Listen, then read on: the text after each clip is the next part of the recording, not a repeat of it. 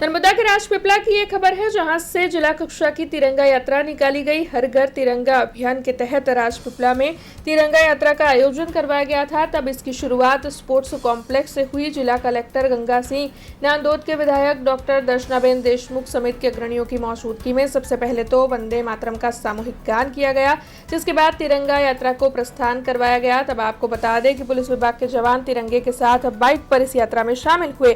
तो वहीं मेवासी आदिवासी सांस्कृतिक ग्रुप की ओर से यात्रा के पूरे रूट के दौरान कई प्रस्तुतियां पेश की गई और इस दौरान भारत माता की जय और वंदे मातरम के नारे भी सुनाई पड़े। ऐसे में आपको बता दें कि यात्रा के मार्ग में आने वाले नंद राजा और साथ ही डॉक्टर बाबा साहेब अम्बेडकर की प्रतिमा पर इस दौरान अग्रणियों की ओर से पुष्पांजलि अर्पित की गई थी और फिर यात्रा को सर्वविनायक गार्डन पर समाप्त करवाया गया, जहां पर बाद में एक पेड़ मां के नाम अभियान के तहत वृक्षारोपण का कार्यक्रम भी आयोजित करवाया गया। आज રાજપીપળા ખાતે તિરંગા યાત્રાનું ભવ્ય આયોજન થયું છે। સ્પોર્ટ્સ કોમ્પ્લેક્સથી નગરપાલિકાના ગાર્ડન સુધી રાજપીપળા સિવાય તમામ તાલુકાઓમાં, તમામ શાળાઓમાં, કોલેજીસમાં પણ તિરંગા યાત્રાનું આયોજન થઈ રહ્યો છે। જે રીતે આપણે દર વર્ષે કરીએ છીએ આ રીતે આ વર્ષે પણ બહુ ભવ્ય તિરંગા યાત્રાનું આજે આયોજન થયું છે।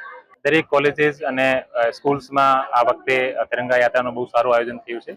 રાજપીપળા ખાતે આજ બહુ મોટી સંખ્યામાં અહીંયા તિરંગા યાત્રાનું આયોજન થયું છે અને ડેડિયાપાડા, સાગબારા, ગરુડેશ્વર, તિલકવાડા બધી જગ્યાએ કોલેજીસ અને સ્કૂલ્સમાં પણ આયોજન। આજે નર્મદા જિલ્લામાં રાજપીપળા ખાતે પણ સ્પોર્ટ્સ મેદાન ઉપરથી તિરંગા યાત્રાનું પ્રસ્થાન કરવામાં આવ્યું છે અને આ તિરંગા યાત્રામાં સર્વે શાળાના વિદ્યાર્થીઓ, કોલેજના વિદ્યાર્થીઓ, સર્વે એનજીઓ અને જિલ્લા વહીવટી તંત્રના સર્વે અધિકારીઓ દ્વારા જ્યારે આ તિરંગા યાત્રાનું પ્રસ્થાન કરવામાં આવ્યું ત્યારે આજના આ પ્રસંગે હું જ્યારે આ તિરંગા યાત્રામાં ઉપસ્થિત રહી ત્યારે મારી સાથે આ જિલ્લાના વહીવટકર્તા અને જિલ્લાના કલેક્ટર શ્રી ગંગાસિંહજી અને સાથે જિલ્લાના સર્વે અધિકારીશ્રીઓ, સર્વે કાર્યકર્તાઓ સાથે જ્યારે આ રેલી પ્રસ્થાન કરવામાં આવ્યું ત્યારે અદ્ભુત રેલીનું આ આયોજન થયું છે।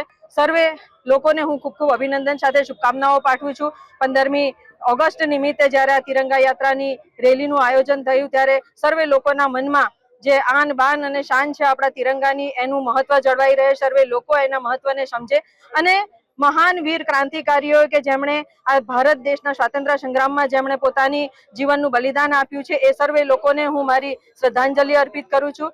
हमसे जुड़े रहने के लिए हमारे YouTube चैनल को सब्सक्राइब करें और नई वीडियो की नोटिफिकेशन के लिए बेल आइकॉन को दबाएं।